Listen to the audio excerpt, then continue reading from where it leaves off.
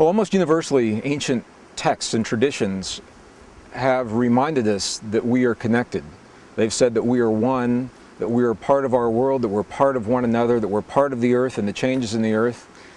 And what I've found is, over the last 22 years, as I've traveled nearly every continent of the earth and spoken to people from so many different traditions and cultures, is that people really want to believe that. They want to believe, and they like to believe that we're truly connected, but they need a reason for that belief.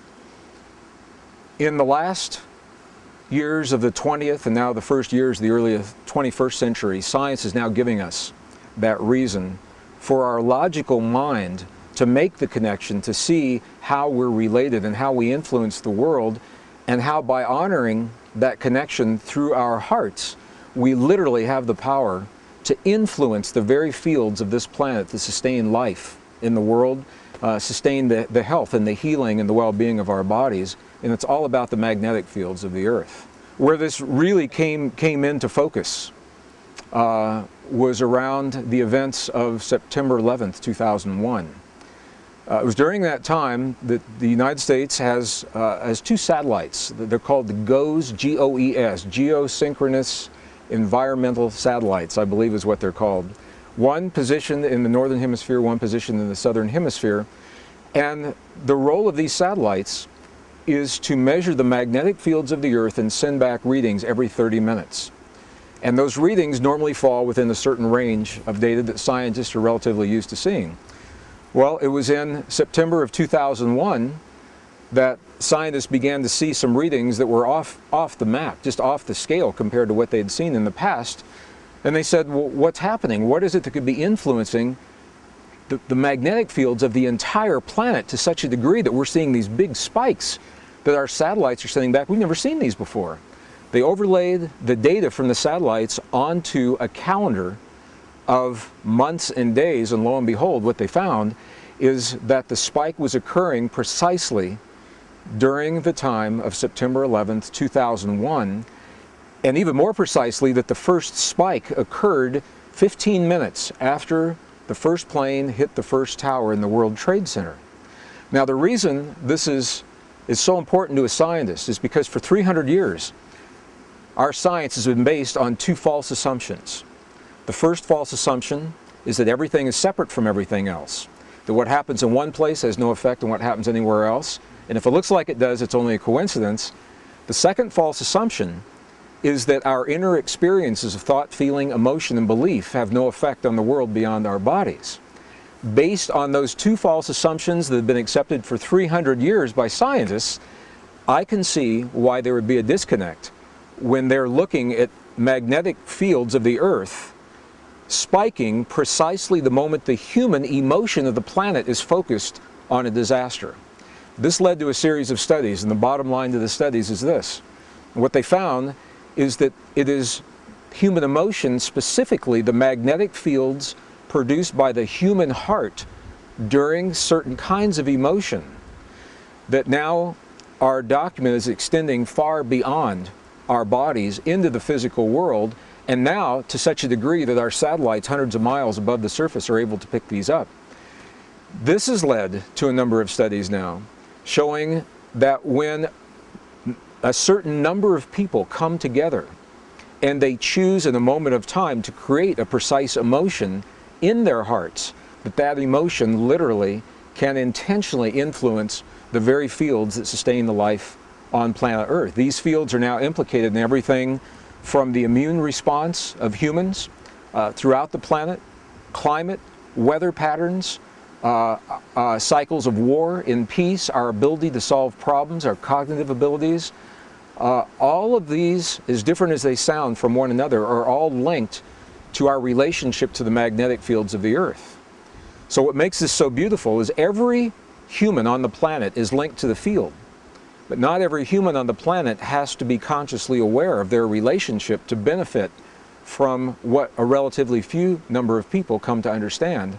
And the bottom line is this, is that when we choose to feel feelings that create what is called coherence in our bodies. Coherence is the language, the quality of the language between our heart and our brain. Certain kinds of heart-based experiences such as appreciation, gratitude, forgiveness, care, compassion. Those are the ancient understandings that have always been taught in the truest traditions of our past, and now our own science is finding that those same traditions are now documenting this very real effect in our hearts. When we can feel those feelings in our bodies, they are mirrored in the field, and everyone benefits from the experience of relatively few. Well, the question comes up often as to whether or not we can actually measure human emotion.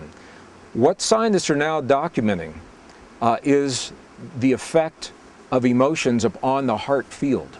The human heart is now documented as the strongest generator of both electrical and magnetic fields in the body. Now, this is important because we've always been taught that the brain is where the action is. The brain has an electrical field, it does have a magnetic field, but they're relatively weak compared to the heart. The heart is about 100 times stronger electrically and up to 5,000 times stronger, 5,000 times stronger magnetically than the brain. And the reason this is important is because the physical world as we know it is made of those two fields of energy, electrical and magnetic fields of energy, electromagnetic fields. Our own physics books now tell us if we can change either the magnetic field of an atom or the electrical field of the atom, by doing that we literally change that atom. We change the stuff that our bodies in this world are made of. And it appears now that the human heart is designed to do both, to change both the electrical field and the magnetic field of our bodies and our world, and they do so in response to the emotions that we create between our heart and our brain. Well, I've had many questions from people asking me how these discoveries relate to what is now known as the law of attraction. At a very high level, in broad brushstrokes, they may give us insight into the relationships, but when we get deep, deep, deep into the findings as well as the ancient teachings, what we find is this: it's less about attraction and more about a mirroring. And here's what I mean by that. The world around us, our own science now is telling us there's a field of energy that underlies all physical reality, and it is known now by names that range from simply the field. Lynn McTaggart wrote a beautiful book entitled The Field about this quantum essence. Some people call it nature's mind. Some scientists call it the mind of God. Some call it the matrix. Some call it the divine matrix. In 1944, the father of quantum theory, Max Planck, identified this field and he called it the matrix. That's where this term came from.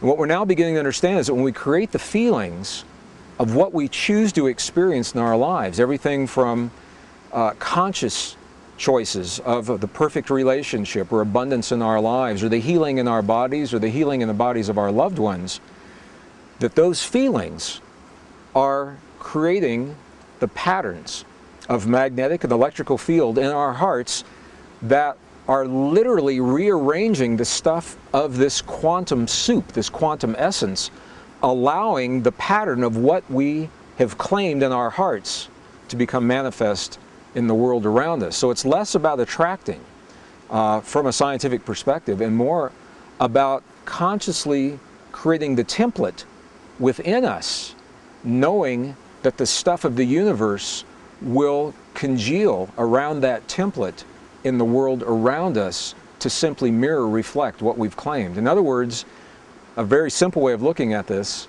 and we've all heard this before, is that we must become in our lives the very things that we choose to experience in our world. Now the science is giving us a very good reason to understand why that is. How many individuals would it take to claim this feeling in our hearts, to create the effect in our world? And the ideas about that are changing. Back in the 1970s, 1980s, through the Maharishi effect, the TM studies, it was very well documented that there is an effect between human consciousness and the world around us. That effect is known. But what could never be documented was precisely what was happening inside the body of the individual to create that effect. And it was during that time that a formula was created. And the formula simply stated, if we can create this effect with a certain number of people, the square root of 1% of a given population, then we will have the effect.